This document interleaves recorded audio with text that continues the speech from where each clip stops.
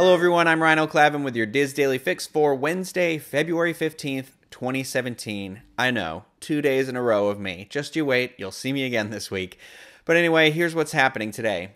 First up, a protest rally was held last night, February 14th, at Disney World. The goal was to start a campaign demanding that Bob Iger, the Disney CEO, obviously, step down from Donald Trump's Strategic and Policy Forum. Now, Orlando community members, faith leaders, immigrant organizations, students, Disney employees, and labor unions gathered at Apopka Vineland Road and Hotel Plaza Boulevard around 4:30 p.m. last night. Organized Florida stated that almost 400,000 signatures had been reached on petitions calling for Iger to distance himself from the current administration. Activists dropped off printed copies of the petitioned e-signatures at the Disney corporate office before the protest began. Protesters themed their place cards and chants to the location of the rally with phrases like "Wall-E, not walls," "The force is not with Donald Trump," and "Donald Duck, not Donald Trump." And in reference to the popular Frozen song, Let It Go, the campaign has been named #Disney Let Him Go.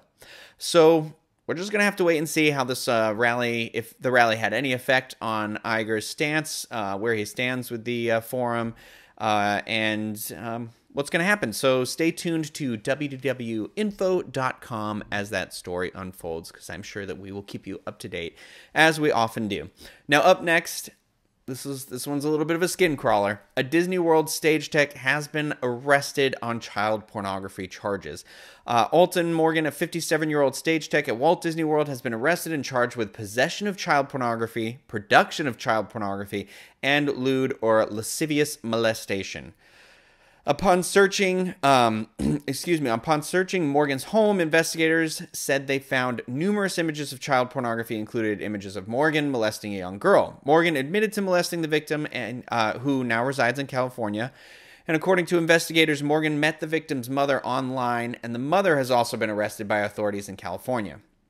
There are at least 2 additional victims in the case, and the Lake County Sheriff's Office is asking anyone with information to come forward. Morgan is currently in the Lake County Detention Center, is being held without bond. So that's unfortunate. It's always creepy, and I don't know what can be said on that. So we will move on to something a little bit brighter now. So Disney and Universal restaurants have received Orlando Family Golden Fork Awards. Orlando Family Magazine has released the winners of their 2017 Golden Fork Awards, which is actually a list of 20 of the best dishes in Greater Orlando. The publication based their ratings on food, ambience, and service, with showings from Disney as well as Universal. Get it, Universal? The list starts off with the braised Creekstone Farms beef short rib from Emerald's Orlando, Emerald Lagasse's restaurant located at Universal's City Walk. If you've never been, very good restaurant.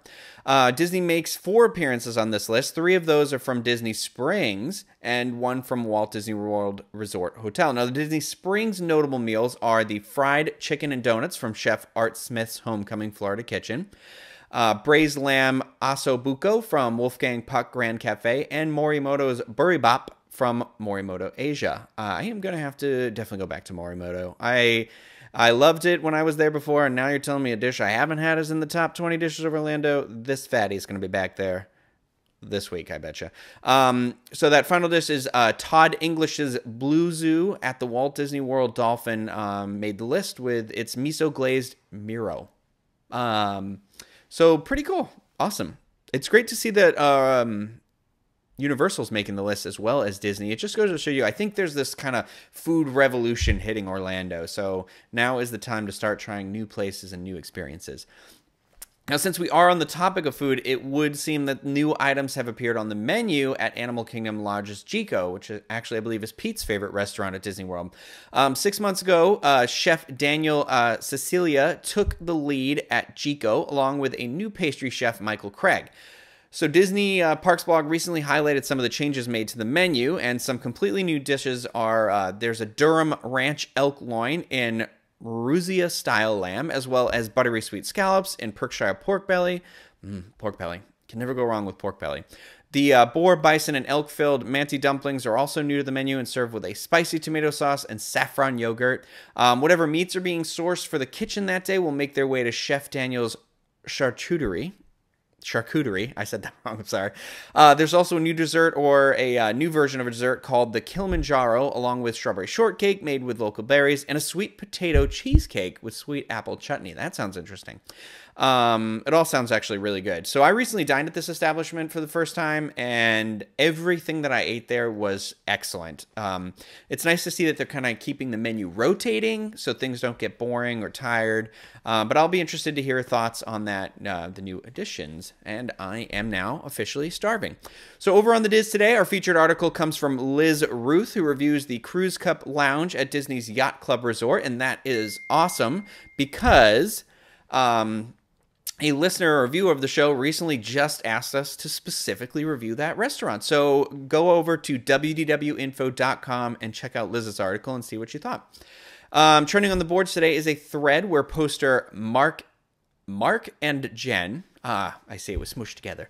Mark and Jen share their love for Disney's moderate resorts and how staying one night in a deluxe resort really opened their eyes to the endless experiences offered. Look for this thread entitled "I May Have Ruined Myself for Moderates Forever" on Disney Resorts Forum on disboards.com. So finally, everyone's favorite part of the show, the weather. Out in Anaheim today, it's fog. That's your weather forecast. Just fog, with a high around 80 and a low in the mid-50s. Tomorrow's going to be partly cloudy with a high around 70 and a low around 50. Here in Orlando today, it's going to be cloudy with a high right around 80 and a low around 55. Tomorrow's going to be partly cloudy with a high around 72 and a low in the mid-40s. So tomorrow's, not tomorrow. Take advantage of that cooler weather before it starts getting real sweaty and gross in those parks again, because it feels like we're on our way to having an early summer. But right now, that low humidity, cooler temperatures, it's perfect. Come on down. Let's go to Walt Disney World. Let's hang out. Now, for links to everything that was discussed in today's Daily Fix, please visit the Daily Fix main page at wdwinfo.com/dailyfix. That's going to do it for me today. I hope you have a great day, everybody. Bye.